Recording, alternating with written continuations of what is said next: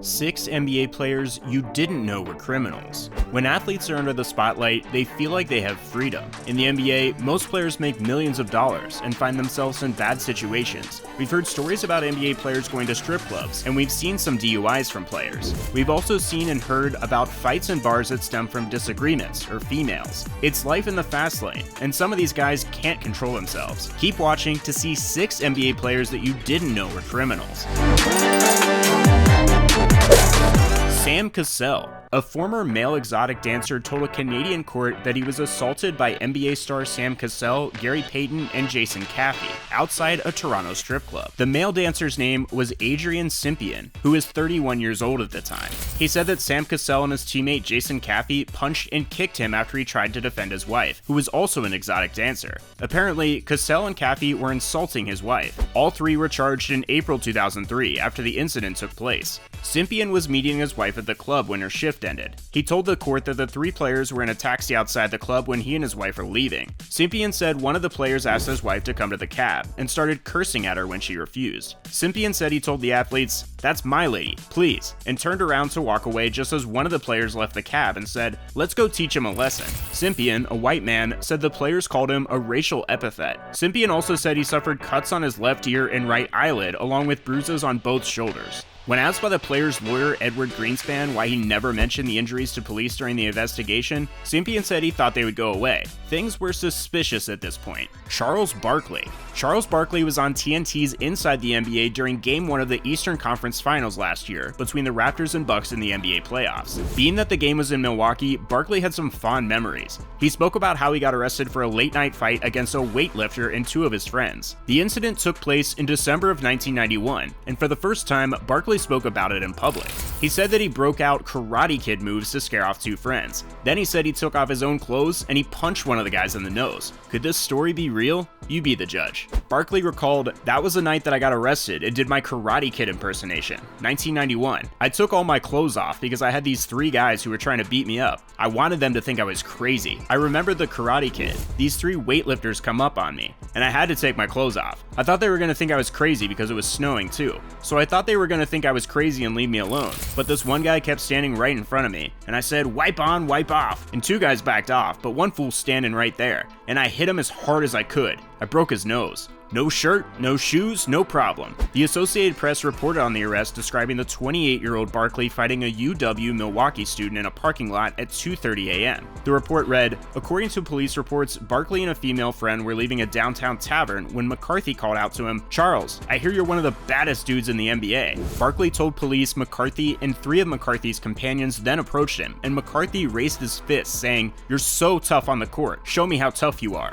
Barkley then punched McCarthy once in the face with his left fist, police said. 2 bouncers from a nearby tavern intervened and took Barkley to his companion's car, and she drove him back to his downtown hotel, police said. Barkley was later released from jail that same morning on a $500 bond. It's always something with Barkley. Ron Artest. A California judge sentenced former Sacramento Kings basketball player Ron Artest on 10 days in a work release program and 100 hours of community service after a plea deal on a domestic violence charge. Artest, who was 27 at the time, was arrested at his home in Loomis, California, a suburb of the state capital Sacramento, and was charged with domestic violence against his wife. He pled no contest and placed her superior court in Sacramento to 1 count of domestic violence and was sentenced to 20 days in jail. He only had to say 10 days. Under the ruling, Artest was able to serve 10 days in a work release program and provide 100 hours of community service. If you recall, Artest was involved in one of the craziest brawls in U.S. sports history in 2004 with the Indiana Pacers. He lost about $5 million in earnings for a 73-game suspension after a fight that spread into the stands.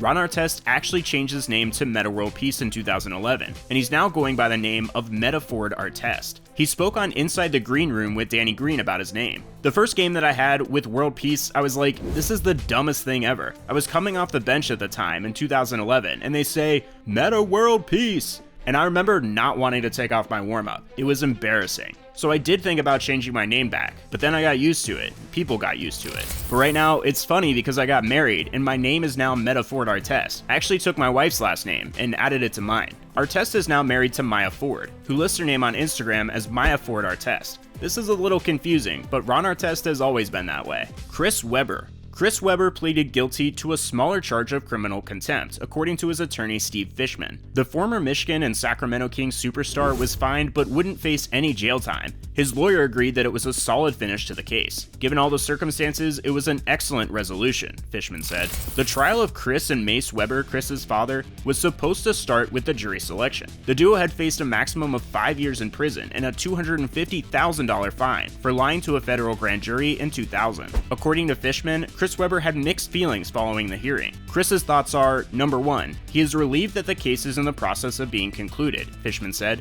Number 2, he deeply regrets what has happened to the University of Michigan basketball program as a result of this entire matter. The government dropped all charges against Mace Webber. This trial began the grand jury investigation of former Michigan booster Ed Martin. The grand jury was inspecting an illegal gambling ring run in Detroit auto plants by Martin. Allegations said Chris Webber received some of Martin's illegal proceeds while attending Detroit Country Day High School and the University of Michigan from 1988 to 1993. Both Webbers and Chris Webber's aunt Charlene Johnson denied receiving any loans from Martin when called to the stand. In May 2002, Martin pleaded guilty to giving $616,000 to Webber and 3 other former Michigan basketball players, Robert Traylor, Maurice Taylor, and Louis Bullock. According to Martin, Webber received $280,000, which was by far the largest amount of money of the 4.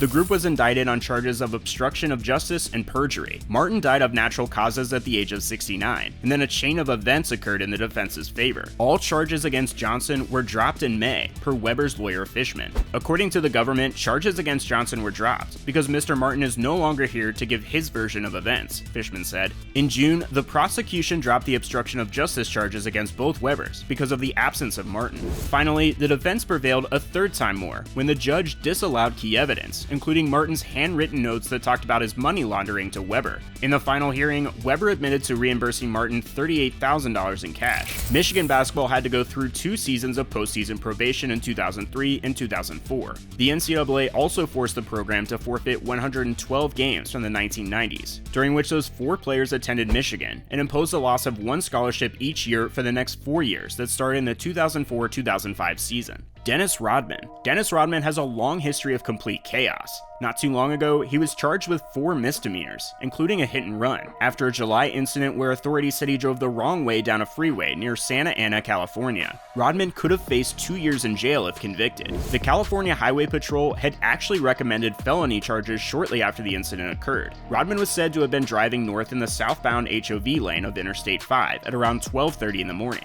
He forced a BMW driver to swerve into the middle wall to avoid colliding with Rodman's Range Rover. The California Highway Patrol said that even after causing the crash, Rodman returned to the scene and had a small conversation with the other driver, but then he left before police could arrive and without exchanging information. Too bad he's Dennis Rodman and easily noticeable, right? The Orange County District Attorney's Office announced that it was charging Rodman with 1 count each of causing a hit and run with property damage, driving a motor vehicle across a highway divider, giving false information to a police officer, and driving without a valid license. A representative for Rodman told TMZ Sports, "We agree that if anything, this is a misdemeanor traffic matter and certainly not a felony. We appreciate the district attorney evaluation and know that it should resolve successfully when all the facts are considered." TMZ had reported that Rodman was at a karaoke bar before the crash. Allen Iverson. Allen Iverson was charged with assault and other offenses for forcing his way into an apartment with a gun while threatening 2 men while looking for his wife. Iverson is no stranger to trouble on and off the court, and eventually surrendered to police after his lawyer returned from vacation. Iverson had to remain inside his suburban Philadelphia mansion until his lawyer came back home.